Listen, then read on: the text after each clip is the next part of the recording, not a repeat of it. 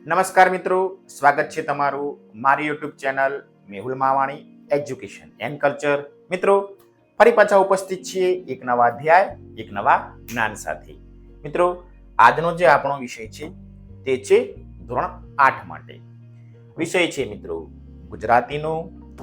એકમ લેવાનું છે 8મું, અને 8મા એકમનું મિત્રો સુંદર નામ છે ઘર. મિત્રો, આ એકમના આપણે શબ્દાર્થ, શબ્દ સમૂહ, સ્વાધ્યાય, એકમમાં આપેલા રૂઢિપ્રયોગો અંગે ચર્ચા કરીશું. તો મિત્રો, સુંદર મજાનો આપણો એકમ છે ઘર. તમે શીખી ગયા હશો, સમજ્યા હશો અને જાણવું પણ હશે. તો મિત્રો, આ જે એકમ છે તેમાં લેખક છે તેના જયંત પાઠક, અને આ એકમનો સાહિત્ય પ્રકાર છે સંવેદના કથા. પરીક્ષામાં ક્યારેક કૃતિના કરતા અને કૃતિનો પ્રકાર તેવા પ્રશ્નો પૂછાતા હોય છે. તો લેખક જયંત પાઠક, પ્રકાર સંવેદના કથા. મિત્રો, આ જે એકમ છે ઘર, તેમાં લેખક જયંત પાઠકે સુંદર મજાના પોતાના સ્મરણોની વાત કરી છે. લેખક જ્યારે આર્થિક ઉપાર્જન માટે એટલે કે કમાવા માટે શહેરમાં જાય છે ત્યારે એમનું જે ગામડાનું ઘર હોય છે, પૈતૃક ઘર, તેને વહેંચી નાખવાની એક રજૂઆત થાય છે. તેમના પરિવારના સભ્યો એ ઘર વેચવા માટે તેમના મિત્રને કહેવામાં આવે છે. મિત્ર એક ગ્રાહક પણ લાવે છે અને મકાન વેચવાનું નક્કી થાય છે. તો અંતે બધા એ ઘરમાં રહેવા માટે, એક દિવસ જોવા માટે ત્યાં જાય છે. અને ત્યાં લેખકની જે વૃદ્ધ જે માતાજી હોય છે, બા હોય છે, તેઓ કહે છે કે મારે આ મકાન વેચવું નથી, કારણ કે આ મકાન અમે ખુદ ચણ્યું છે. આપણા પરિવારની કેટલીક પ્રસંગો, કેટલીક ઘટનાઓ આ ઘર સાથે જોડાયેલી છે, એમની સંવેદનાઓ જોડાઈ છે, માટે ના વેચવામાં આવે. અંતે પરિવારના તમામ સભ્યો એ ઘર વેચવા માટેની ના પાડે છે. તેવી સુંદર મજાની વાત મિત્રો આ એકમમાં કરી છે. તમે પણ આ એકમ શીખ્યા હશો, જાણ્યા હશો અને સમજ્યું હશે. તો એકમને સમજ્યા બાદ હવે જોઈએ મિત્રો આ એકમના સૌપ્રથમ શબ્દાર્થ. શબ્દાર્થનો અભ્યાસ આપણે એટલા માટે કરી લઈશું જેથી પરીક્ષામાં કોઈ નવા સમાનાર્થી શબ્દો પૂછાય તો આપણે તેના ઉત્તરો લખી શકીએ. કોઈ શબ્દ સમૂહ પૂછાય તો પણ આપણને તે પ્રશ્નોના ઉત્તરો લખી શકીએ, અને આપણા શબ્દ ભંડોળમાં પણ વધારો થશે. જોઈએ એકમમાં કયા કયા શબ્દાર્થ છે. પહેલો છે વાસ. વાસ એટલે પોળ અથવા મહોલ્લો. વ્યગ્ર એટલે વ્યાકુળ, અસ્થિર, ગભરાયેલું અને અજંપાવાળું. વિશ્રંભ કથા એટલે ખાનગી વાતો. આગળ વધીએ. ભાંભરવું એટલે ગાયનું બરાડવું. ગાયના અવાજને મિત્રો ભાંભરવું કહી શકીએ. રાગ, અહીં મોહ, મમતા અથવા આસક્તિ. ગૃહ દેવતા એટલે ઘરના દેવ. ત્યાર પછી રેલ્લા એટલે વાછરડા. તળપદો શબ્દ છે મિત્રો રેલ્લા, જેનો અર્થ થશે વાછરડા. સામાયિક, અહીં નિત્ય કર્મ. જો મિત્રો શબ્દને બરોબર ધ્યાનથી જોજો. મુખર એટલે વાચાળ. આગળ વધીએ. છેલ્લો શબ્દ છે છો એટલે ભલે. તો મિત્રો આટલા સમાનાર્થી શબ્દો આપ્યા છે, આપણે તેનો અભ્યાસ કરી લીધો. હવે જોઈએ મિત્રો આ એકમમાં શબ્દ સમૂહ માટે એક શબ્દો કયા બધા આપ્યા છે. ઘણા બધા એક શબ્દ સમૂહો છે, આપણે તમામે તમામ જોતા જઈએ. પરીક્ષામાં મિત્રો આ એકમમાંથી શબ્દ સમૂહો પૂછાઈ શકે છે. આ ઉપરાંત પ્રથમ સત્રના 1 થી 10 પાઠના તમામે તમામ એકમના શબ્દ સમૂહો આપણે અલગથી વિડીયો બનાવીને આપણી ચેનલ ઉપર અપલોડ કરેલો છે. તમને જ્યારે પરીક્ષા લક્ષી તૈયારી કરવી હોય ત્યારે શબ્દ સમૂહો માટે એક શબ્દનો વિડીયો જોઈ શકો છો. અત્યારે એકમમાં જે છે એ શબ્દ સમૂહો જોઈ લઈએ. આવી પડેલું, વગર નોતરે આવેલું અતિથિ આપણે કહીશું એકમના આધારે આગંતુક. શબ્દ સમૂહ માટેનો એક શબ્દ આગંતુક. જીર્ણ, છેક જૂનું, ઘસાઈ કે ખવાઈ ગયેલું. મિત્રો તેના માટેનો શબ્દ છે જીર્ણ. ત્યાર પછી ઘરની બાજુની દિવાલ, મિત્રો આપણે તેને કહીશું કરો. શું કહીશું? કરો. આગળ રક્ષિત નહીં તેવું, તો મિત્રો તેના માટેનો શબ્દ છે અરક્ષિત. ત્યાર પછી વ્યવહારની બાબતોમાં કુશળ, વ્યવહાર દક્ષ. તો મિત્રો તેના માટેનો શબ્દ છે વ્યવહાર કુશળ. આગળ ઘરનો શરૂનો ખુલ્લો ભાગ. મિત્રો આપણને ખબર છે, તમે કદાચ અલગ અલગ નામથી ઓળખતા હશો, પરંતુ એકમમાં આપણને આપી છે ઓસરી. માટીની ભીતનું નાનું ઘર ઓરડી, તો મિત્રો તેના માટેનો શબ્દ છે ખોરડું. લીપવા માટે બનાવેલો છાણ માટીનો ઘારો, તો મિત્રો તેના માટેનો શબ્દ છે ઘાર. ગામડાઓમાં અત્યારે તો આપણા ઘરે પ્લાસ્ટર થઈ ગયા, પણ એ વખતે ગામડાઓમાં છાણ અને માટીથી લીપવામાં આવતું. તો મિત્રો જે છાણ અને માટીને મિક્સ કરવામાં આવતી તેને ઘાર કહેતા. મરનારને સુવાડવા માટે લીપીને તૈયાર કરેલી જગ્યા, તો મિત્રો તેને કહેવાય ચોકો. કોઈ વ્યક્તિ મૃત્યુ પામ્યા હોય તેને સુવાડવા માટે ઘરે જે જગ્યા ઉપર સુવાડવાના છે તેને છાણથી લીપવામાં આવતું, તેની સાફ સફાઈ કરવામાં આવતી. તો મિત્રો તે જગ્યાને આપણે ચોકો કહીએ છીએ, યાદ રાખજો. ત્યાર પછી ઢોરના નિરણ માટે આડું લાકડું રાખીને કરેલી જગ્યા, તો મિત્રો તેના માટેનો શબ્દ છે ગમાણ. આ શબ્દથી તો આપણે પરિચિત હશું જ, ગામડામાં રહેતા હશું તો. લાગણીના ઉભરાથી છાતીમાં ભરાતો ડચુડો, ડૂમો ભરવો, તો મિત્રો તેના માટેનો શબ્દ છે ડૂમો. ઘરની પાછલી ભીત, ઘરની જે પાછળની ભીત છે તેને આપણે કહીશું પછીત. આગળ વલવવું તે, વલવવાની ગોળી, મિત્રો તેના માટે શબ્દ છે વલોણું. છાશને જ્યારે ગામડાઓમાં દહીંમાંથી છાશ બનાવવામાં આવે છે અને તે જે માટલું હોય, જે વાસણ હોય, જે વલોવવાનું સાધન હોય તેને કહીશું આપણે વલોણું. અહીં એટલે મિત્રો આ એકમમાં દહીં વલોવવાનું ગોળ વાસણ, તો મિત્રો તેના માટેનો શબ્દ છે ગોળી. આવી કયો શબ્દ?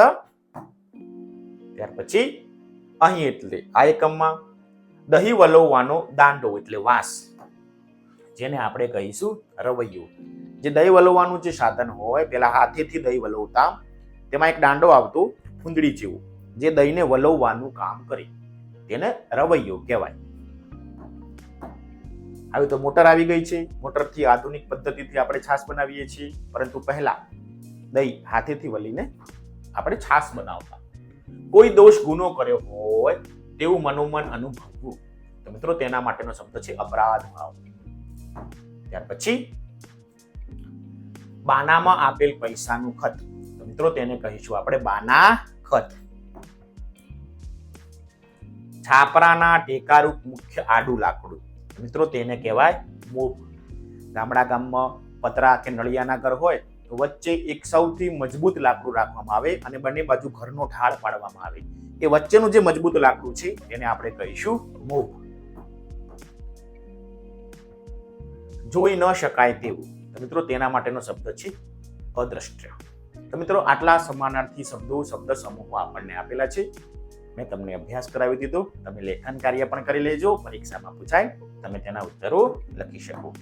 મિત્રો ત્યારબાદ હવે જોઈએ આ એકમમાં રૂઢિપ્રયોગો આપ્યા છે તે. પરીક્ષામાં જ્યારે રૂઢિપ્રયોગ પૂછાય ત્યારે રૂઢિપ્રયોગનો અર્થ અને વાક્ય પણ જરૂરથી લખીશું. વાક્ય તમે તમારી રીતે બનાવી શકો છો. અડવું લાગવું, મિત્રો તેનો અર્થ થશે સારું ન લાગવું, રુચિ બહારનું લાગવું. મિત્રો વાક્ય આ પ્રમાણે બનાવ્યું છે.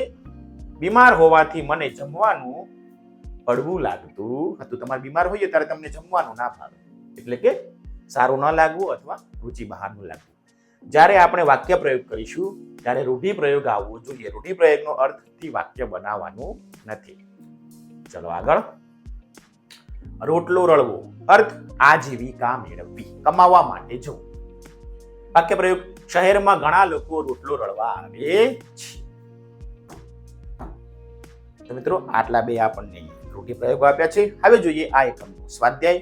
સ્વાધ્યાયમાં મિત્રો આપણને કુલ 19 પ્રશ્નો આપેલા છે. આપણે તમામ પ્રશ્નોના ઉત્તરો જોતા જઈએ. પ્રશ્ન પહેલો છે, એ તો આપણને ખબર જ છે, વાતચીત. ધોરણ 6 થી આપણે ગુજરાતી ભણતા આવ્યા છીએ. પહેલો પ્રશ્ન આવે છે વાતચીત. વાતચીત એકમના અનુભવે આપણે એકમમાં જે શીખ્યા છીએ તેના આધારે, આપણા અનુભવના આધારે ઉત્તરો લખવાના છે. તો જોતા જઈએ આપણે કયા કયા ઉત્તરો લખવાના છે તે. પ્રશ્ન નંબર 1.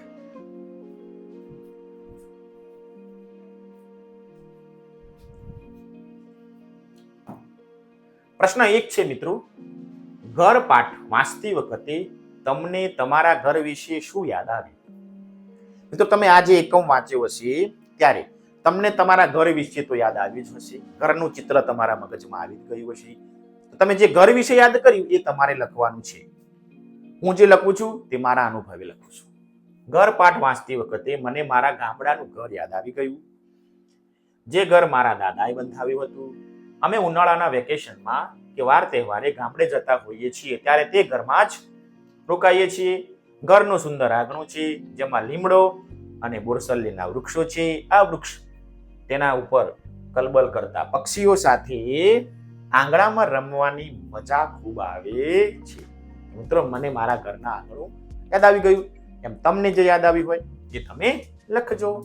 આગળ પ્રશ્ન 2, પાઠ વાંચતી વખતે તમને દુઃખની લાગણી અનુભવી? ક્યારે? એકમ વાંચ્યું ત્યારે તમને કોઈ જગ્યાએ દુઃખ થયું? ક્યાં થયું એ તમારે લખવાનું છે. પાઠ વાંચતી વખતે મને પાઠના અંતમાં દુઃખની લાગણી થઈ. લેખકના ઘરડા ઓસરીમાં બેસીને રડતા હોય છે ત્યારે લેખક આવીને તેમને પૂછે છે, બા તું કેમ રડે છે? ત્યારે બા મોટેથી રડવા લાગે છે અને કહે છે, હું હવે બહુ દિવસ જીવવાની નથી, મારા જીવતા સુધી આ મકાન ના વેચ. મિત્રો, આ ઘટના જ્યારે બને છે ત્યારે મનમાં દુઃખ થાય છે. ચલો આગળ પ્રશ્ન 3, તમારા ગામડે અથવા વતનમાં તમારું ઘર છે એના વિશે કહો. તમારા ગામડે, તમારા વતનમાં તમારું ઘર હશે અથવા તમે તે ઘરમાં રહેતા પણ હશો, તો તેના વિશે તમારે લખવાનું છે. તો જોઈએ, હા, વતનમાં અમારું ઘર છે જે મારા દાદાએ બંધાવ્યું છે. ઘરનું સુંદર આંગણું છે જેમાં લીમડો અને બોરસલ્લીના વૃક્ષો છે. આ વૃક્ષ તેના ઉપર કરબલ કરતા પક્ષીઓ સાથે આંગણામાં રમવાની ખૂબ મજા આવે છે. ઘરમાં ઓસરી છે, બેઠક છે, રસોડું છે અને બીજા ઓરડા પણ છે. પાછળ શાકભાજી અને ફળફળાદીના ઝાડ પણ છે. ગામડામાં મિત્રો આ રીતનું ઘર હોય છે. હવે તમારું ઘર કેવું છે એ તમારે અહીં લખવાનું છે. આગળ પ્રશ્ન આવ્યો 4, તમારે કોઈ આવું જૂનું ઘર હોય તો તમે તેને શું કરો? તમારું મિત્રો ગામડે કોઈ લેખકની જેમ જૂનું ઘર હોય, જેમ લેખક એને વેચવા કાઢ્યું હતું, એમ તમે શું કરશો? આ અહીં મારો વિચાર છે, તમે જે કરો એ લખો. મારા ગામડે આવું જૂનું ઘર છે. અમે વાર તહેવારે કે વેકેશનમાં ત્યાં રહેવા માટે જઈએ છીએ. તેને અમે સમયસર રિપેરિંગ કરાવીએ છીએ. તે ઘર જોડે અમારી યાદો જોડાયેલી છે માટે અમે વેચવા માંગતા નથી. એમ તમે જે કરવા માંગતા હોય તે તમે લખી શકો છો. પ્રશ્ન 5 છે મિત્રો, છેલ્લે ઘર વેચવા બાબતે લેવાયેલો નિર્ણય તમને ગમ્યો? કેમ? જોઈએ ઉત્તર. છેલ્લે બાએ રડતા અવાજે ઘર ન વેચવા કહ્યું. અહીં મને ખૂબ આનંદ થયો. તે ઘર સાથે લેખકના પરિવારની લાગણીઓ અને યાદો જોડાયેલી હતી માટે ઘર ન વેચવાનો નિર્ણય આપણને અહીં ગમ્યો. મિત્રો, તમે આ રીતે આ 5 પ્રશ્નોના ઉત્તરો લખજો. ચલો આગળ પ્રશ્ન 2, લીટી દોરેલ શબ્દ સમૂહની જગ્યાએ કૌંસમાંથી ખાલી જગ્યામાં યોગ્ય શબ્દ પાઠમાંથી શોધીને મૂકવાનો છે. મિત્રો, અહીં તમને પેન્સિલની જરૂર પડશે. જ્યારે એકમ ચલાવું, તમે વિડીયો જોતા હો ત્યારે તમારે હાથમાં પેન્સિલ રાખવાની. ચલો કંપાસ ખોલો. મળી ગઈ પેન્સિલ. છોલવાની બાકી હોય તો છોલી નાખજો. શાર્પનર હશે જ, હંચો હશે જ. ચલો તો મિત્રો, હવે આપણને એક ફકરો આપ્યો છે. તે ફકરામાં શબ્દ સમૂહની જગ્યાએ એકમમાં જે શબ્દો વપરાયા છે તે આપણે મૂકીને લખવાનું છે. તો મિત્રો, આવો એક ફકરો, ભાગ્યશ્રી વાળો ફકરો તમને તમારા પાઠ્યપુસ્તકમાં આપેલો છે. તો મિત્રો, હવે જે ખાલી જગ્યાઓ છે તેમાં શું લખવાનું છે તે આપણે ઉત્તર જોઈએ. તો આ પ્રમાણે લખીશું. ભાગ્યશ્રીએ તેના પિતાનું ગામડાનું છેક જૂનું, જૂનાના બદલે આપણે શબ્દ લખીશું કૌંસમાં જીર્ણ, ઘર નવું બનાવવાનું નક્કી કર્યું. વ્યવહારની બાબતોમાં કુશળ, શબ્દ સમૂહ માટે એક શબ્દ વ્યવહાર કુશળ. માણસોની એને સલાહ લીધી. માટીની ભીતનું નાનું ઘર, આપણે શબ્દ સમૂહ માટે એક શબ્દ હતો ખોરડું. પિતાના સ્વપ્નનું ઘર હતું. છાણ માટીના ગારા, આપણે શબ્દ વાપરીશું કારથી લીપીને એને બનાવવામાં આવ્યું હતું. અહીં ઘરની પાછળના શરૂના ખુલ્લા ભાગ, એટલે કે આપણે તેને કહીશું ઓસરી માં સૌ રમતા. ઘરની પાછલી ભીત, શબ્દ સમૂહ માટે એક શબ્દ હતો પછી. તો પડું થઈ રહી છે. ઘરની બાજુની દિવાલ, એટલે આપણે શબ્દ વાપરીશું કરો પણ ખસી ખાસી એવી ધોવાઈ ગઈ છે. છાપરાના ટેકારૂપ મુખ્ય આડું લાકડું મૂક પણ સડી ગયું છે. ઘરની આવી પરિસ્થિતિ જોઈને લાગણીઓના ઉભરાથી છાતીમાં ડચુરો, એના માટે આપણે એક શબ્દ હતો ડૂમો, ભરાઈ ગયો. તો મિત્રો આ રીતે તમારી જે ખાલી જગ્યાઓ છે ત્યાં જ્યાં ગુલાબી રંગથી જે શબ્દો વાપર્યા છે તે શબ્દ સમૂહો માટે એક શબ્દ છે, ત્યાં તમારે લેખન કાર્ય કરી લેવાનું છે. ખ્યાલ આવી ગયો? ફકરો છે તેમાં આપણને શબ્દ સમૂહો આપેલા છે. એકમમાં જે શબ્દો વપરાયા છે શબ્દ સમૂહો માટે એક શબ્દ, તે આપણે મૂકીને અહીં લખ્યો.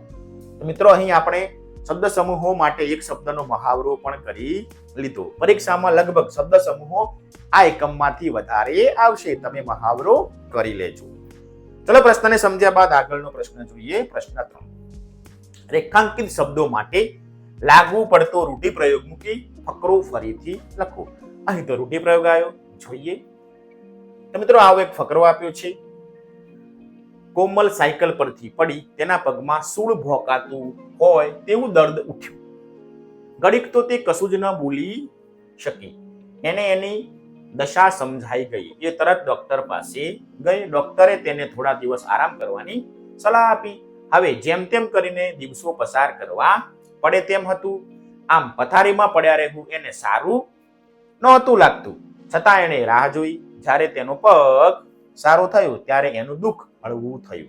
તો મિત્રો આ જે ગુલાબી રંગથી જે શબ્દો છે એના બદલે આપણે એકમમાં જે રૂઢિપ્રયોગો વપરાયા છે તે રૂઢિપ્રયોગો વાપરવાના છે. તો જોઈએ ઉત્તર. તો ઉત્તર આ રહ્યો. કોમલ સાયકલ પરથી પડી, તેના પગમાં સૂળ ઉપડ્યું. સૂળ વાગ્યું હોય તેવું દર્દ થતું હતું. આપણને આગળના ફકરામાં એવું લખ્યું છે, આપણે શું લખ્યું? સૂળ ઉપડ્યું. થઈ ગયો રૂઢિપ્રયોગ. ઘડીક તો તે અબોલ રહી. તે બોલી ન શકે તેવો શબ્દ હતો. આપણે અહીં લખ્યું અબોલ રહી. તેની દશા ફરી ગઈ. જોઈને મુહાવરો આવી ગયો ને. એ તરત ડોક્ટર પાસે ગઈ. ડોક્ટરે તેને થોડા દિવસ આરામ કરવાની સલાહ આપી. હવે જેમ તેમ કરીને દિવસો કાઢવા પડે તેમ હતું. આપણે ત્યાં શબ્દ હતો દિવસો પસાર કરવા પડે તેમ હતું, એના બદલે દિવસો કાઢવા પડે તેમ હતું. આમ પથારીમાં પડ્યા રહેવું એને અકારું લાગતું હતું, તેને સારું નતું લાગતું, છતાં એને ધીરજ ધરી. જ્યારે એનો પગ સારો થયો ત્યારે એને રાહત થઈ. એને સારું લાગ્યું એવું શબ્દ આપણે લખ્યું રાહત થઈ. મિત્રો આ રીતે આપણે આ જે ફકરો છે તેમાં રૂઢિપ્રયોગો વાપરીને લખવાના છે. સમજાઈ ગયું? ચલો આગળ. આ રીતના તમે ફકરો ફરીથી લખી નાખજો. પ્રશ્ન 4. ઉપરોક્ત રૂઢિપ્રયોગનો ઉપયોગ કરી એક ફકરો બનાવીને પાછોય લખવાનો છે. જે આપણે રૂઢિપ્રયોગથી ખાલી જગ્યા પૂરી અંડરલાઈન કરેલી હતી, શબ્દોમાં રૂઢિપ્રયોગ વાપર્યા. હવે એ જ રૂઢિપ્રયોગનો ઉપયોગ કરીને આપણે નવો ફકરો, નવી વાર્તા બનાવવાની છે. તમે તમારી જાતે પ્રયાસ કરીને પણ એ વાર્તા બનાવી શકો છો, અથવા અહીં જોઈ લો નમૂના રૂપ વાર્તા. શિકારીને માથામાં સૂળ ઉપડ્યું. ઘડીક તો તે અબોલ રહ્યું. જો મુહાવરા એ જ છે, રૂઢિપ્રયોગ એ જ છે. તેની દશા ફરી ગઈ. એ તરત ઘર તરફ જવા ગયો, પણ બીજા શિકારીએ તેને સાંજ સુધી થોભવાની સલાહ આપી. હવે જેમ તેમ કરીને દિવસ કાઢવો પડે તેમ હતું. આમ પડ્યા રહેવું એને અકારું લાગતું હતું, છતાં એને ધીરજ ધરી. જ્યારે સાંજ થઈ ત્યારે તેને રાહત થઈ. મિત્રો આગલા ફકરામાં જે રૂઢિપ્રયોગો વાપર્યા છે તેનો જ ઉપયોગ કરીને અહીં ફકરો બનાવેલો છે. એમ તમે પણ તમારી રીતે એ રૂઢિપ્રયોગોને વાપરી અર્થસભર વાક્યોનો ઉપયોગ કરી ફકરો બનાવી શકો છો. ચલો આગળ વધીએ. હવે પ્રશ્ન 5. આપેલા વાક્યો કોણ બોલી શકે? પાઠને આધારે લખવાનું છે. કેટલાક વાક્યો આપ્યા છે, કોણ બોલશે એ તમારે કહેવાનું છે. તો જુઓ, બા, જો તમે સંમતિ આપો તો ગામડાનું ઘર હવે કાઢી નાખીએ. આ વાક્ય કોણ બોલે છે? દીકરો અથવા ઘરના સંતાનો. 2. તમે બધા આવ્યા ને હું ગાજતું ગુંજતું થઈ ગયું. તો મિત્રો ઉત્તર કોણ આવશે? ઘર. આ રીતે આપણે વાક્ય કોણ બોલી શકે છે તે ઉત્તરો લખ્યા. 3. ઘણા દિવસો પછી આવ્યા ને હવે આવું કોણ બોલશે? તો બા બોલી શકશે. એક સમય અમે ઢોર ઢાંખરની ભરી રહેતી. કોણ? ગમાણ, જ્યાં ગાયો ભેંસો બાંધવામાં આવતી. હવે હું વધારે દિવસ જીવી શકીશ નહીં. કોણ બોલશે આ વાક્ય? તો બા. ઉત્તર લખીશું બા. આ ઘર કાઢવા તે જ હા કહ્યું હતું ને. કોણ બોલે છે આ વાક્ય? લેખક. મિત્રો આ રીતે જે વાક્ય બોલે છે તેનું નામ લખવાનું છે સાથે. જ્યારે પાણી આપીશું આ ઘર તમને જ મળશે. તો મિત્રો આ વાક્ય કોણ બોલે છે? નાનો ભાઈ. તો મિત્રો આ રીતે આપણે એકમમાં કયું વાક્ય કોણ બોલે છે તે આપણે ઉત્તરો જોયા. હવે આગળ વધીએ. પ્રશ્ન 6. આપેલી બાબતો માટે લેખક પોતાના ઘરને લગતા કયા સંસ્મરણો સાંભળે છે તે તમારે લખવાના છે. જોઈએ ઉત્તર. તો મિત્રો ઘર બનાવવું આ અંગે લેખક પોતાના કયા સંસ્મરણો યાદ કરે છે એ એકમના આધારે લખવાનું છે. જોઈએ ઉત્તર. લેખકના બાપાએ તેમના 3-4 પેઢીથી ચાલતા આવતા માટીના ઘોરડાના સ્થાને ઈંટોનું પાકું ઘર પરિવારના બધાની મંજૂરી કરીને જાતે બાંધેલું હતું. ઘર માટે પોતાના બળદગાડામાં ઈંટો લાવ્યા હતા. ચણતર માટેના ઘાર માટે ગામના આંબા તળાવમાંથી ચીકણી માટી જાતે ઘોડીને લાવ્યા હતા. લાકડા માટે પોતાના ખેતરમાં જૂના લીમડા કાપ્યા હતા. મોભારા સુધી ઘારના તગારા મારી બાએ ઉપર ચડાવેલા. આ તમામ ઘર બનાવવાના સંસ્મરણો લેખકને સાંભળે છે. તો મિત્રો આ રીતે આપણે ઉત્તરો લખી શકીશું કે લેખકને પોતાના ઘર બનાવવા અંગેના સંસ્મરણો કઈ કઈ યાદો છે તે આપણે એકમના આધારે આ પ્રમાણે લખીશું. ઘરનો ઓરડો. લેખકને ઘરના ઓરડાના સંસ્મરણ સાંભળે છે કે એ જ ઓરડામાં તેમના દાંપત્ય જીવનનો પ્રારંભ થયો છે અને એ જ ઓરડામાં તેમના સંતાનોનો જન્મ થયો છે. આંગણું કેવું હતું લેખકનું, એમાં એમને કઈ કઈ યાદો આવે છે? તો આ રહી. લેખકને ઘરના આંગણાના સંસ્મરણ સાંભળે છે કે આંગણામાં તેઓ કેટલું રમ્યા હતા. એ આંગણું વટાવીને ખભે થેલો ભરાવી ગામની નિશાળે ભણવા બેસતા હતા. એ જ આંગણું વટાવી એક દિવસ પરગામ સુધી ભણવા ગયા હતા અને એ જ આંગણું વટાવી શહેરમાં જઈને વસ્યા હતા. અને એ જ આંગણામાં તેમના તથા બધા ભાઈ બહેનોના લગ્ન મંડપ પણ બંધાયો હતો. ત્યાં જ્ઞાતિજનોના સાથે ઝઘડાઓ અને સ્નેહ મિલનો પણ થયા હતા. ત્યાં જ પાડોશીઓ સાથે ઊંચા અવાજે બોલાચાલી અને શિયાળામાં તાપણાની આસપાસ મધુર વિશ્રંભ કથાઓ પણ થઈ હતી. એ જ આંગણામાં તેમના પરિવારના ભેંસ, પાડરા, બળદ રહેવાનું રેનલા વગેરે અબોલ સભ્યો બંધાયા હતા. મિત્રો આ રીતે એમના આંગણાની યાદો એમને યાદ આવે છે. તમારું પણ ઘરે આંગણું હશે, એમાં પણ કેટલીક તમારી યાદો હશે. પ્રશ્ન એમ પણ પૂછાય, લેખકની જેમ તમને તમારા આંગણામાં તમારા ઘરના આંગણાની કઈ કઈ યાદો આવે છે એવો પણ પ્રશ્ન કરી શકે. તો તમારે તમારી રીતે ઉત્તર લખવો પડશે. ઓસરી. લેખકને ઘરની ઓસરીનું સંસ્મરણ સાંભળે છે કે તે ઘરની ઓસરીમાં તેમના દાદી અને પછી દાદાનો ચોકો થયો હતો. શબ્દ સમૂહ માટે એક શબ્દમાં ચોકો આપણને ખ્યાલ છે, એનો અર્થ પણ ખબર હોવો જોઈએ. અને થોડા વર્ષો પછી તેમના બાપાનો પણ ચોકો થયો હતો. મિત્રો ઓસરીમાં લેખકને જે યાદો છે તે આ છે. આગળ પ્રશ્ન 7. લેખકને ઘર વેચવા બાબતે મનોમન કેટલાક પ્રશ્નો થયા કરે છે. આવા પ્રશ્નો તારવો, કહો અને લખો કે લેખકના મનમાં કયા કયા પ્રશ્નો થાય છે. તો આ રહ્યા ઉત્તર. શા માટે બાપ દાદાનું ઘર કાઢી નાખવું? લેખકના મનમાં આવો પ્રશ્ન થાય છે. બીજો, બધું બદલાઈ ગયું છે છતાં શા માટે અમારે અમારા ઘર વેચી નાખવું? 3, મકાનના પૈસાથી ખરીદી શકાય, બાંધી શકાય, પૈસા લઈ વેચી પણ શકાય, પણ ઘર ના વેચી શકાય. આ ઘરમાં હું જન્મેલો, મારા સંતાનો પણ હવે. મિત્રો આવા પ્રશ્નો લેખકના મનમાં થાય છે. પ્રશ્ન 8. તમારા મિત્રના ઘર વિશે માહિતી મેળવવા નીચે આપેલા પ્રશ્નસૂચક શબ્દોનો ઉપયોગ કરી પ્રશ્નો બનાવો. જોડીમાં કાર્ય કરવાનું છે. મિત્રો અહીં કેટલાક પ્રશ્નસૂચક શબ્દો આપ્યા છે. તે શબ્દોનો ઉપયોગ કરી તમારે તમારા મિત્રને તેના ઘર વિશેની માહિતી મેળવવાની છે. જોઈએ ઉદાહરણ તરીકે શું? તો શું ઉપરથી આપણે પ્રશ્ન કરી શકીએ? તમારા ઘરમાં શું શું છે? આવું તમે તમારા મિત્રોને પ્રશ્ન પૂછ્યો. ચલો હવે આપણો વારો. શું તમારા ઘરના આંગણે શું શું છે તેવો પ્રશ્ન આપણે કરી શકીએ. ચલો બીજો પ્રશ્ન છે, બીજો શબ્દ છે કોણ. તમારા ઘરમાં કોણ કોણ રહે છે, આવો પ્રશ્ન આપણે પૂછી શકીએ. ક્યાં, તમારું ઘર ક્યાં આવેલું છે, એવો પ્રશ્ન આપણે આપણા મિત્રને પૂછી શકીએ. આ બધા જ શબ્દો એવા છે પ્રશ્ન સૂચક છે. તમારે તમારા મિત્રોને પ્રશ્ન પૂછવાનો છે અને એના ઘર વિશે માહિતી લેવાની છે. ખ્યાલ આવી ગયો? તમે તમારી રીતે પ્રશ્નો બનાવીને પણ લખી શકો છો. ક્યારે, તમારું ઘર ક્યારે બન્યું, કેવી રીતે, તમારું ઘર કેવી રીતે સજાવેલું છે, કેમ, તમે આ વિસ્તારમાં ઘર કેમ પસંદ કર્યું, કેટલું, તમારું ઘર કેટલું મોટું છે. બને ને પ્રશ્નો? આ બધા પ્રશ્ન સૂચક શબ્દો છે. તમારે આ પ્રશ્નોનો ઉપયોગ કરી તમારા મિત્રને ઘર સંબંધિત પ્રશ્નો પૂછવાના છે. ક્લિયર? સમજાઈ ગયું હશે?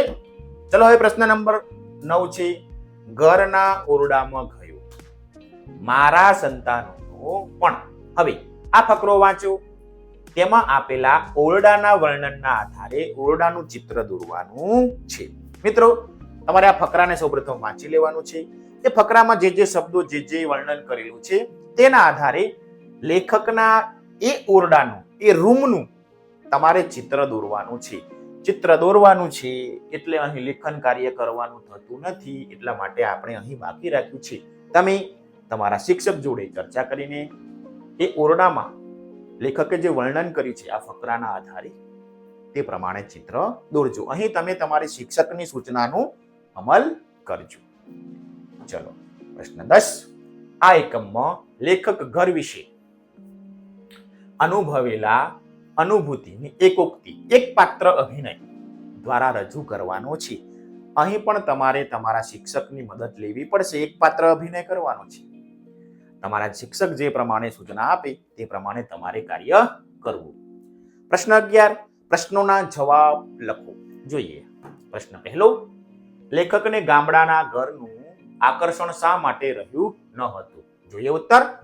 લેખકનું ઘર જે વાસમાં હતું ત્યાંના જૂના પાડોશીઓ પણ હવે શહેરમાં રહેતા થઈ ગયા હતા. મોટા ભાગનાઓએ તો પોતાના ઘર કાઢી પણ નાખ્યા હતા. એટલે પરણ મરણ જેવા કોઈ સામાજિક પ્રસંગે કે લાંબી રજાઓમાં ગામડાના એ ઘરે થોડા દિવસ રહેવા જતા ત્યારે ઘણું અવળું લાગતું હતું. નવા પાડોશીઓ આવી ગયા હતા હોય અને તેમની સાથે નાતો બંધાયેલો જ ન હોવાથી તેમને એ ઘરનું આકર્ષણ રહ્યું ન હતું.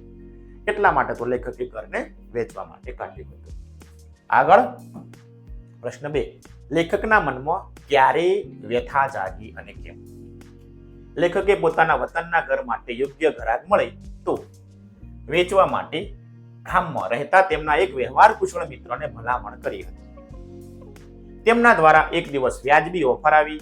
ઓફર કરનાર માણસ સારો અને ભરોસાપાત્ર હતો એટલે ઘર વેચવામાં વિલંબ કે આનાકાની કરવાનો પ્રશ્ન ન હતો. તે ક્ષણે લેખકને તેમના ભૂતકાળના ઘર સાથેના ઘણા બધા સંસ્મરણો સાંભળે છે અને તેમને વ્યથા થાય છે કે શા માટે બાપ દાદાનું ઘર કાઢી નાખવું. તો આવા મનમાં વ્યથા જાગે છે. ઘર છો રહેતું એવું લેખકને સાથી થવા માંડ્યું. ઘર આપણે વેચવું નથી એવું લેખકને કેમ થવા માંડ્યું? લેખક પોતાના વતનના ઘર માટે યોગ્ય ગ્રાહક મળે તો વેચવા માટે ગામમાં રહેતા તેમના એક વ્યવહાર કુશળ મિત્રને ભલામણ કરી હતી. તેના દ્વારા એક દિવસ વ્યાજબી ઓફર આવી. ઓફર કરનાર માણસ સારો અને ભરોસાપાત્ર હતો એટલે ઘર વેચવા વિલંબ કે આનાકાની કરવાનો પ્રશ્ન ન હતો.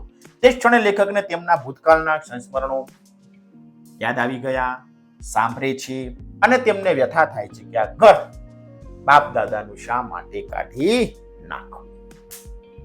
એટલા માટે લેખકને આવું મનમાં થાય છે. પ્રશ્ન 4. ઘણા વખતનું બંધ ઘર શાથી ખુલ્યું? લેખક વિચાર કરે છે કે જૂનું તોય બાપ દાદાનું ઘર તે ઘર જ છે. માત્ર 4 દિવાલો કે છાપરાનું મકાન નથી. મકાન પૈસાથી ખરીદી શકાય, બાંધી શકાય, પૈસા લઈ વેચી શકાય, પણ ઘરને નહીં.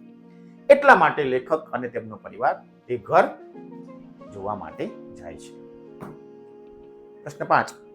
લેખકના ગળે ડૂમો ભરાવવા જેવું સાથી થઈ ગયું. આમ રોવું આવતું હોય, આંખમાં જળજળિયા આવી જાય તેને ડૂમો કહેવાય. લેખકનું વતનનું ઘર વેચી દેવાનું હોવાથી છેલ્લી વખત સહપરિવાર બધા ભાઈઓ તે ઘરમાં રહેવા જાય છે. ત્યાં તેમને ભૂતકાળના વિવિધ સ્મરણો યાદ આવે છે. આથી તે વ્યગ્ર બની ઘરના આંગણામાં ખાટલો ટાળીને બેસે છે. ત્યાં તેમને ખાલી ગમાણ જોઈ ઢોર ઢાંખર ભરવાનું યાદ આવે છે. તેઓ એકદમ ઊભા થાય છે. ત્યાં તેમને ઘરનું ભરાયેલું આંગણું યાદ આવે છે. તેમને કેટલા બધા ચોમાસાનું સંગીત સાંભળ્યાનું યાદ આવે છે. તેમને આંગણામાં તોરણ નીચે બહેનો પરણવા બેઠી હતી અને દાદા દાદી અને બાપુની નનામીઓ પણ બંધાઈ હતી તે પણ યાદ આવે છે. આથી તેમના ગળે ડૂમો ભરાવા લાગે, ડૂમો ભરાય જેવું થઈ જાય છે. મિત્રો આ રીતે આ પ્રશ્નનો ઉત્તર લખીશું. આગળ, ઘર ના કાઢશો એવું બાએ સાથી કહ્યું. બાનો સંસાર જે ઘરમાં મંડાયો હતો તે ઘર સાથે તેમની ઘણી બધી યાદો જોડાયેલી હોય છે. આથી લેખક અને તેમનો પરિવાર ઘર વેચવાનો નિર્ણય લે છે. ત્યારે તેઓ લેખકને કહે છે, આ ઘર હું જીવું છું ત્યાં સુધી ના કાઢશું. હવે હું ઝાઝા દિવસ નથી.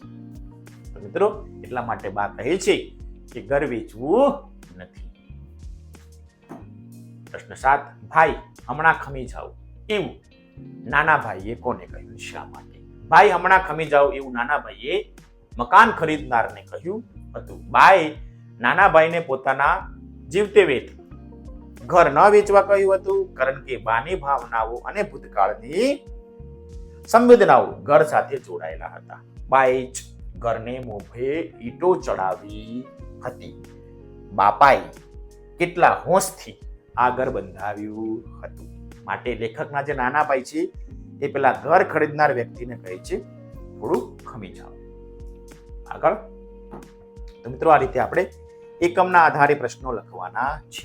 પ્રશ્ન 12, અહીં આપેલા પદોનો ઉપયોગ કરી એક એક વાક્ય બનાવવાનું છે.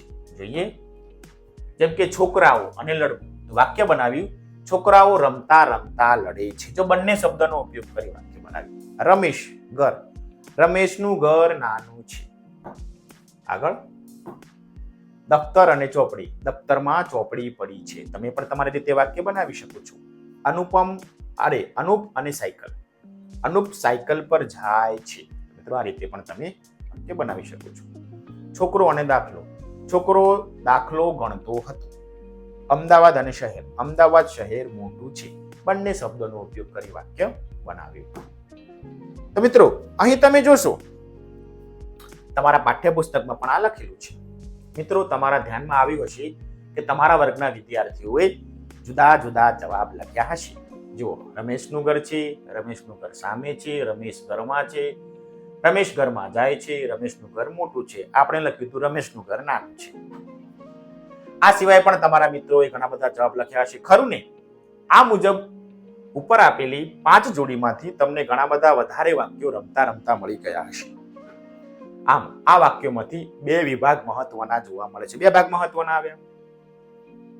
પહેલું, કોઈના વિશે કહેવામાં આવ્યું છે, જેમ કે રમેશની વાત મૂકવામાં આવી છે, અને બીજું એના વિશે કહેવામાં આવ્યું હશે, જેમ કે રમેશનું ઘર મોટું છે. અહીં રમેશના ઘર વિશે વાત કરવામાં આવી છે અને તે મોટું હોવાની હકીકત જણાય છે. મિત્રોમાં 2 વસ્તુ આવી. એક, જેના વિશે વાત કરવામાં આવી છે, અને બીજું કશુંક આપણને માહિતી મળી. કશુંક માહિતી મળી. ધ્યાન રાખીશું. 12.1 શું કહે છે? નીચે આપેલા વાક્યો જુદા પાડી 2 વાક્યો બનાવો. આપણે આગલું વાક્ય જોયું હતું તો તેમાં એક વ્યક્તિ હતો, કર્તા હતો, અને એનું કર્મ હતું. મતલબ કે એક વ્યક્તિ વિશે કશુંક કહેવામાં આવ્યું છે અને વાક્ય પતી જતું હતું. અહીં થોડું જુઓ, નીચે આપેલા વાક્યો જુદા પાડીને 2 વાક્યો બનાવવાના છે. જુઓ, ઘર જૂનું થયું હતું તેથી અમે વેચવાનો નિર્ણય કર્યો. હવે આપણે આ જ વાક્યના 2 ભાગ પાડી દઈએ. ઘર જૂનું થયું હતું, અમે એને વેચવાનો નિર્ણય કર્યો. તેથી સંયોજક છે, 2 શબ્દને જોડવાનું કામ કરે છે. તેથી કાઢી નાખ્યું એટલે 2 વાક્યો થઈ ગયા. થઈ ગયા ને 2 વાક્યો? ચલો હવે ફરીથી. છોકરાનો જવાબ સાચો હતો છતાં એણે સુધાર્યો. છોકરાનો જવાબ સાચો હતો, એણે જવાબ સુધાર્યો. છતાં શબ્દ મૂકી દઈશું એટલે વાક્ય પાછું એક થઈ જશે. 2 વાક્યોને જોડવાનું કામ છતાં એ કર્યું છે. વાક્યોને કે શબ્દોને જોડવાનું કામ કરે તેને સંયોજક કહેવાય. યાદ રાખીશું, સંયોજક ભેગું કરવાનું કામ કરે. ચલો આગળ. ઘરનું નામ. ઘર નાનું પડતું હતું, તેથી મોટું ઘર ખરીદવાનો વિચાર કર્યો. ઘર નાનું પડતું હતું, મોટું ઘર ખરીદવાનો વિચાર કર્યો. બે વાક્યો થઈ ગયા. સાયકલ ખૂબ જૂની હતી, તેથી તે વારંવાર બગડી જતી હતી. સાયકલ ખૂબ જૂની હતી, તે વારંવાર બગડી જતી હતી. અહીં તેથી મૂકેલું છે, અહીં પણ તેથી મૂક્યું છે. બે વાક્યોને જોડવાનું કામ કરે છે. આગળ મિત્રો ચોથું વાક્ય આપ્યું છે. ગામમાં સાયકલ ચલાવવી મુશ્કેલ હતી, કેમ કે ત્યાંના રસ્તા ધૂળિયા હતા. વાક્ય બીજું. હવે મિત્રો આ વાક્યને બે ભાગ પાડી દઈએ. ગામમાં સાયકલ ચલાવવી મુશ્કેલ હતી, ત્યાંના રસ્તા ધૂળિયા હતા. આપણે કેમ કે શબ્દને કાઢી નાખ્યો, સંયોજકને કાઢ્યો એટલે બે વાક્યો થઈ ગયા. 5. સવારના સૂરજને જોવાનો હોય તો વહેલા ઉઠવાની ટેવ પાડવી જોઈએ. હવે આપણે આમાંથી બે વાક્યો બનાવીએ. સવારના સૂરજને જોવો છે, વહેલા ઉઠવાની ટેવ પાડવી જોઈએ, તો કાઢી નાખ્યું. તો મિત્રો આ રીતે બે વાક્યોને જોડવાનું કામ સંયોજક કરે છે. હવે બે વાક્યો જોડાયા છે, સંયોજકથી જોડાયા છે, એ વાક્યોને આપણે સંયુક્ત વાક્યો કહીએ છીએ. આપણે આગળ જોયું રમેશનું ઘર મોટું છે. જ્યાં રમેશ વિશે થોડીક હકીકત કહેવામાં આવી છે કે રમેશનું ઘર છે મોટું છે, તો વાક્ય કેવું છે? સાદું છે. અહીં બે વાક્યો સંયોજક વડે જોડાયેલા છે અને એકબીજા ઉપર પરફેક્ટ આધાર છે. તો મિત્રો જે સંયોજકથી જોડાયેલા હોય બે વાક્યો એકબીજા ઉપર આધાર રાખતા હોય તેને આપણે કેવું વાક્ય કહીશું? સંયુક્ત વાક્ય કહીએ છીએ. ક્લિયર? આગળ. હવે જુઓ મિત્રો, આપેલા વાક્યોમાંથી બે વાક્યો બનાવવાના હોય તો તમે શી પ્રક્રિયા કરી? વાક્યોને જોડનાર સંયોજકને તમે દૂર કર્યું. આપણે એ જ કર્યું. સાયકલ ખૂબ જૂની હતી, તેથી તે વારંવાર બગડી જતી હતી. આ વાક્યમાં તેથી સંયોજક છે, તેને દૂર કરીએ તો સાયકલ ખૂબ જૂની હતી અને તે વારંવાર બગડી જતી હતી. એમ બે વાક્યો બનાવ્યા હશે. આપણે પણ એમ જ કર્યું. આ પ્રક્રિયામાં તમે એક બાબત સમજ્યા હશો કે સાયકલ ખૂબ જૂની હતી. આ સરળ વાક્ય છે, પણ બે વાક્યો સંયુક્ત થવાથી વાક્ય થોડું લાંબુ થઈ ગયું અને સંયોજકની પણ જરૂર પડી. સાયકલ ખૂબ જૂની હતી, તેથી તે વારંવાર બગડી ગઈ, તેથી સંયોજકની જરૂર પડી. આ વિગતના આધારે સાદું વાક્ય કોને કહેવાય અને સંયુક્ત વાક્ય કોને કહેવાય એ તમે હવે સમજી ગયા હશો કે સાદા વાક્યમાં સંયોજક આવતો નથી. સંયુક્ત વાક્યમાં સંયોજક આવે છે, જે બે વાક્યોને, બે શબ્દોને, બે પદોને જોડવાનું કામ કરે છે. ક્લિયર? સાદું વાક્ય સમજાઈ ગયું, સંયુક્ત વાક્ય પણ સમજાઈ ગયું અને હજી એક પ્રકાર આવે છે સંકુલ વાક્ય. એ પણ આપણે જોઈ લઈશું. પ્રશ્ન 13. તમારા પાઠ્યપુસ્તકમાં ઘર પાઠ વાંચો. હમણાં આપણે જે ચલાવ્યું તે છે. તેમાંથી 3 સાદા વાક્યો અને 3 સંયુક્ત વાક્યો શોધવાના છે. તો આ રહ્યા. તમે તમારી જાતે પ્રયાસ કરીને પણ શોધી શકો છો. સાદા વાક્યો: હું વ્યગ્ર બની ગયો. બીજું વાક્ય: મોટા ભાગનાઓએ પોતાના ઘર કાઢી પણ નાખ્યા હતા. ઘરના ઓરડામાં ગયો. આ બધા સાદા વાક્યો છે, ક્યાંય સંયુક્ત શબ્દ નથી. હવે જુઓ સંયુક્ત વાક્ય. બે શબ્દોને, બે પદોને જોડે તેને સંયોજક કહેવાય. સંયોજક વપરાયેલું હોય તેવું વાક્ય એટલે સંયુક્ત વાક્ય. ચોમાસું ભારે હોય તો પતરાના છાપરામાંથી પણ પાણી અંદર આવે ઉતરે. ચોમાસું ભારે હોય તો એક વાક્ય થઈ ગયું. ચોમાસું ભારે જોઈએ, પતરાના છાપરામાંથી પણ પાણી અંદર આવે. બીજું વાક્ય: ત્યાં જ્ઞાતિજનો સાથે ઝઘડાઓ અને સ્નેહ મિલનો થયેલા. તે જ્ઞાતિજનો સાથે ઝઘડાઓ થયા હતા અને કાઢી નાખીએ તો સ્નેહ મિલનો પણ થયા હતા. આ બે પદોને જોડવાનું કામ કોને કર્યું? અને થઈ ગયું સંયુક્ત વાક્ય. ત્રીજું: ખીલા હતા પણ ઢોર ઢાંખર ન હતા. ખીલા હતા એક વાક્ય છે, ઢોર ઢાંખર ન હતા એ બીજું વાક્ય છે, પણ સંયોજકથી જોડાયેલું છે એટલે આપણે એને કહીશું સંયુક્ત વાક્ય. આ રીતે સાદું અને સંયુક્ત વાક્યનો તમને ભેદ સ્પષ્ટ થઈ ગયો. હજી એક પ્રકાર આવે છે સંકુલ, જે બહુ લાંબુ તેને પણ આપણે જોઈ લઈશું. પ્રશ્ન 14. નીચે આપેલા વાક્યો વાંચો અને તેમાં કેટલીક વિગતો સાથે આવી છે એ નોંધો. જુઓ લાંબા વાક્યો. અમારી લાશો ઉપર થઈને કોઈ રજવાડું તો શું? એક ચકલુએ વાવ માં પગ નહીં મૂકી શકે, પછી તમારે ચણનારનો ગઢ શું કરવો છે? આગળ, જેમ વૈશાખ જેઠમાં તપેલી ધરતી માથે અષાઢના પહેલા વરસાદના ફોરા પડે અને ટાઢક વર્તાવા માંડે, એમ રાણાના હૃદયે ટાઢક વળવા માંડી. જો વાક્ય કેટલું લાંબુ છે ને એકબીજા સાથે જોડાયેલું છે. તમે તારવેલી વિગતો સાથે હવે આ બાબતોને સમજો. પહેલા વાક્યમાં તમારે ચણનારનો ગઢ શું કરવો છે આ પ્રશ્ન મુખ્ય છે. હવે કેવી સ્થિતિમાં ચણતરના ગઢની જરૂર નથી એ માટે આગળ આપેલી વિગતો જુઓ. પહેલું, વાવમાં પગ મૂકવાની શક્તિ કોઈ ચકલીમાં નથી અને કોઈ રજવાડું પણ વાવમાં પગ ન મૂકી શકે. આ બંને વાક્યો સાથે પૂછાયેલો પ્રશ્નથી સમજાય છે કે પ્રશ્ન પૂછનાર માને જ છે કે ચણતરના ગઢની કોઈ જરૂર નથી. તો મિત્રો જુઓ, અહીં જે વાક્યો છે એ એકબીજા સાથે જોડાયેલા છે. જે પદો છે એકબીજા સાથે જોડાયેલા છે અને વાક્યો બે કરતા વધારે વાક્યો જોડાયેલા છે. મતલબ કે વાક્ય ઘણું લાંબુ છે. એક વાક્યને સમજવા માટે આગળના વાક્યોને સમજવા જરૂરી છે, આગળના પદોને સમજવા જરૂરી છે. સંયોજકો પણ ઘણા બધા વાપરેલા છે, વિરામ ચિહ્નો પણ વાપરેલા છે. તો મિત્રો આવા વાક્યને આપણે કહીશું સંકુલ વાક્ય. કેવું કહીશું? સંકુલ. એક કરતા વધારે, બે કરતા વધારે પદો હશે. એ પદો એકબીજા સાથે સંયોજકથી અથવા વિરામ ચિહ્નોથી જોડાયેલા હશે અને એક પદને સમજવા બીજા પદોને સમજવું જરૂરી છે. તો આવા વાક્યોને આપણે કહીશું સંયુક્ત વાક્ય. બીજું વાક્ય પણ જોઈ લો. બીજા વાક્યમાં રાણાના હૃદયે ટાઢક વળવા માંડી, તે વાક્ય મુખ્ય છે. તેની સાથે જોડાયેલા ગૌણ વાક્યો જુઓ. વૈશાખ અને જેઠમાં તપેલી ધરતી માથે અષાઢના પહેલા વરસાદના ફોરા પડે તેમ ધરતીને ટાઢક વર્તાવા લાગે, એ રીતની ટાઢક રાણાના હૃદયમાં વર્તાવા લાગી. હવે સમજાયું હશે કે જ્યારે વધારાના વાક્યો પરસ્પર સાથે જોડાયેલા હોય ત્યારે સાદું વાક્ય કે સંયુક્ત વાક્ય કરતા વધારે પ્રક્રિયા થાય છે. આ પ્રકારના વાક્યને આપણે મિશ્ર વાક્ય કહીશું અથવા સંકુલ વાક્ય.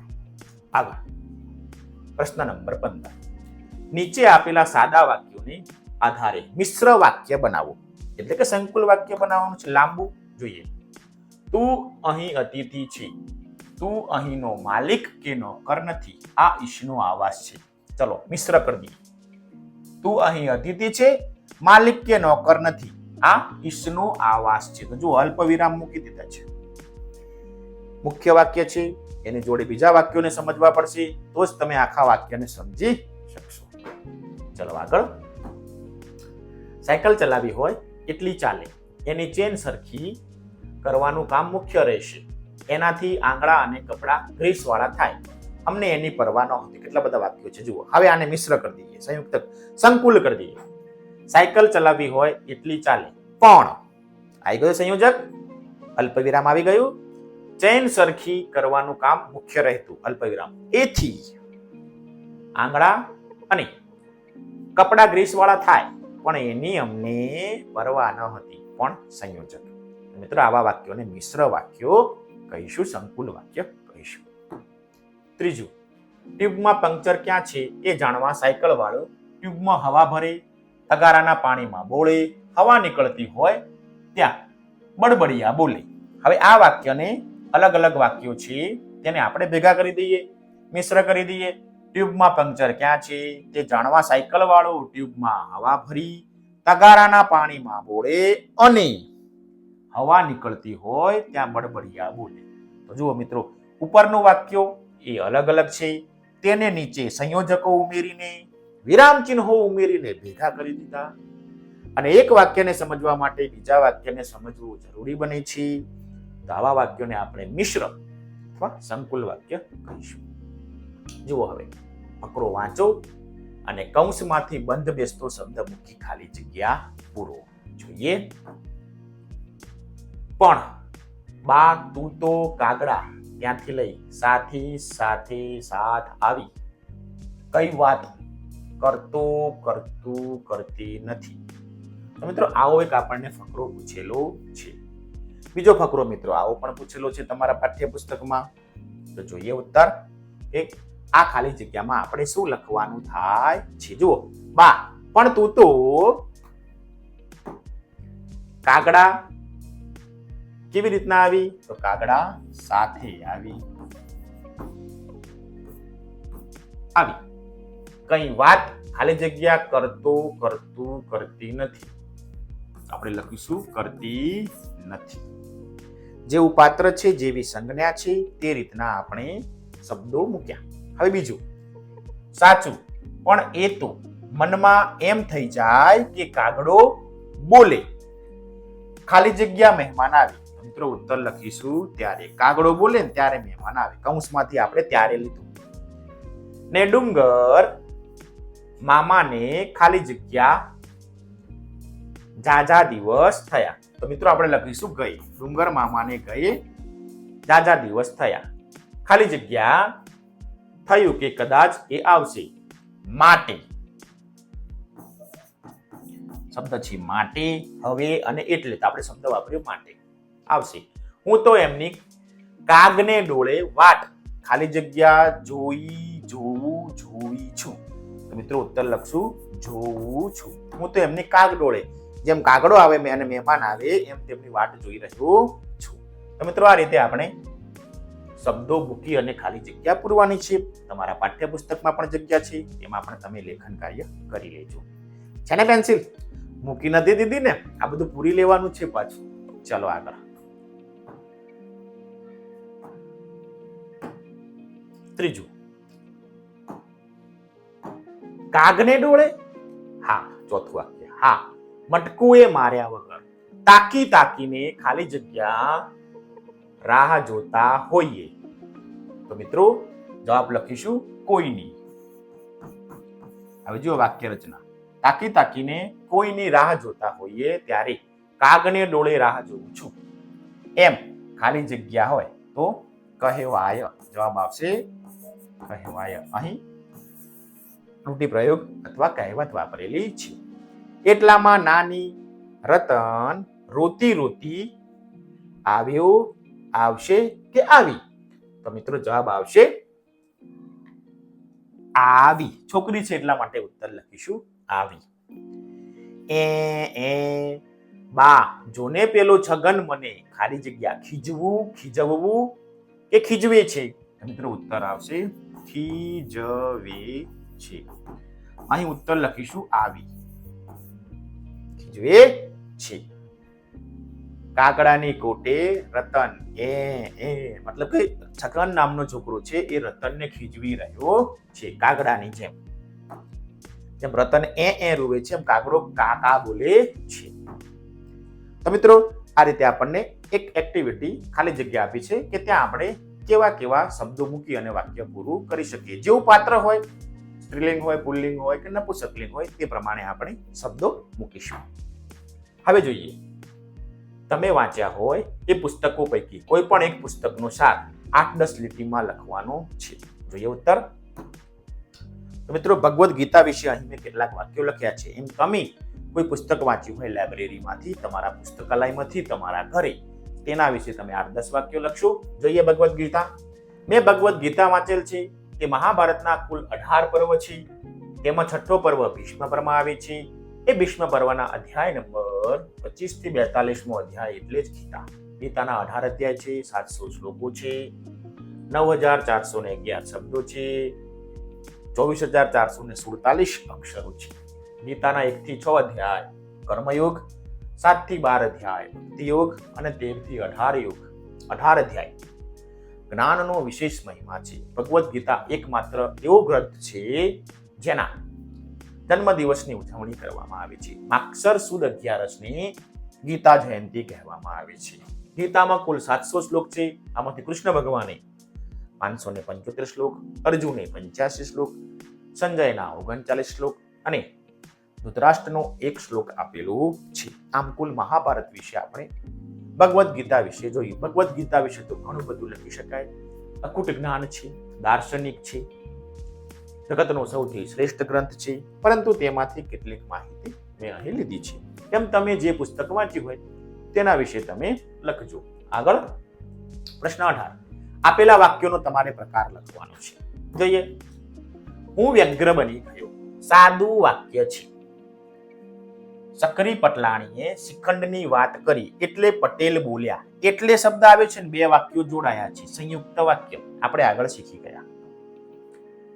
અમારા બટુકો માટે આશ્ચર્યલોક ત્યારે ખુલ્યો જ્યારે સાવરકુંડલાના એક વહોરાજીએ ગામમાં સાયકલ સ્ટોર ખોલ્યું. સંકુલ મિશ્ર વાક્ય છે.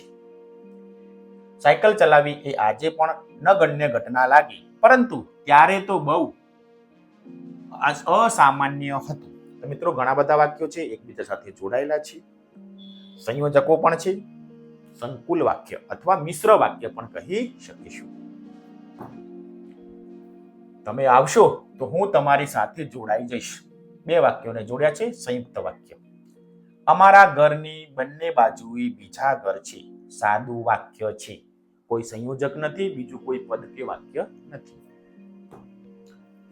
હું ઘરના બંધ ઓરડામાં ગયો. માહિતી આપી છે, માટે સાદું વાક્ય. તો મિત્રો, આ રીતે સાદું વાક્ય, સંયુક્ત વાક્ય અને મિશ્ર વાક્ય એટલે કે સંકુલ વાક્ય આપણા એકમમાં ડિટેલ આપેલી છે.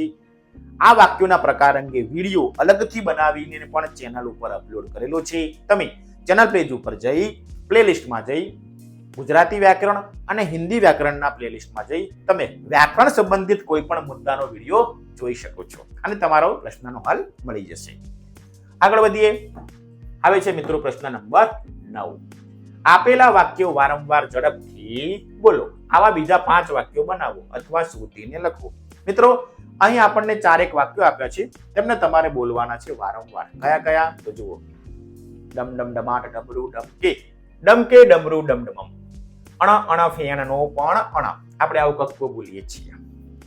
ઊંટ ઊંચું, ઊંચ ટૂંકું, ઉડી ચીડી, ઊંચી ઉડી.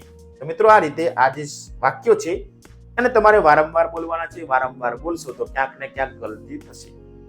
જેમ કે ચંદુને ચાચી કો ચંદુ ને ચાચાને ચાંદી કી ચમ્મચ में ચટણી ચટાઈ. બધું ચ ચ ચ આવે છે. કચ્ચા પાપડ પક્કા પાપડ, કચ્ચા પાપડ પક્કા પાપડ બોલશો તો તમે એમાં મિશ્ર થઈ જશો, શબ્દ આડા અવડા થઈ જશે. તેવા જ શબ્દો આપેલા છે. તમારે આનો મહાવરો કરવાનો છે. એક્ટિવિટી છે, ભાષાની પ્રવૃત્તિ છે. તમને આ કરવામાં ખૂબ મજા આવશે. તમારા શિક્ષકની મદદથી આ પ્રવૃત્તિ કરજો. આવા બીજા ઘણા બધા વાક્યો છે, તે પણ તમે જોજો, શોધજો, તમને મળી જશે. 2 તો મેં કીધા, ચંદુની ચાચી વાળો અને બીજો. તો મિત્રો, આ રીતે તમે શબ્દો, આવા વાક્યો શોધજો કે જે બોલવામાં અટપટા હોય અને તમને બોલવાની જેમ ઝડપ વધારશો તેમ ભૂલો થવાની સંભાવના છે. ધ્યાન કેન્દ્રિત કરતી, આપણી ભાષાને સ્પષ્ટ કરતી આ પ્રવૃત્તિ છે. 4 છે, 2 મેં કહ્યા, બીજા તમે શોધી લેજો. તો મિત્રો, આશા રાખું છું કે આપણું જે આ સ્વાધ્યાય છે ઘરનું, તેના સમાનાર્થી શબ્દો, રૂઢિપ્રયોગો, શબ્દ સમૂહો માટે એક શબ્દ અને પ્રશ્ન નંબર 1 થી 19 તમને વિગતે વ્યવસ્થિત સમજાયા. તમને આ વિડીયો ગમ્યો હશે. તમારા તમામ પ્રશ્નોના ઉત્તરો તમને મળી ગયા હશે. અમારી આ બંને ચેનલ શું કરવાનું છે? સબસ્ક્રાઇબ કરી લેવાની છે, જેથી નવા વિડીયો લઈને આવું તો તમારા સુધી પહોંચી શકું. વિડીયો કેવો લાગ્યો કોમેન્ટ બોક્સમાં કોમેન્ટ પણ જરૂરથી કરજો કે સાહેબ અમને મજા આવી, સમસ્યા છે, કોઈ પ્રશ્ન નથી સમજાયો, કોમેન્ટ બોક્સમાં કોમેન્ટ કરજો. નવા વિડીયો લઈને આવીશ તો તમારા તે પ્રશ્નોના ઉત્તરો આપી શકીશ. ત્યાં સુધી સૌને Ram Ram, best of luck.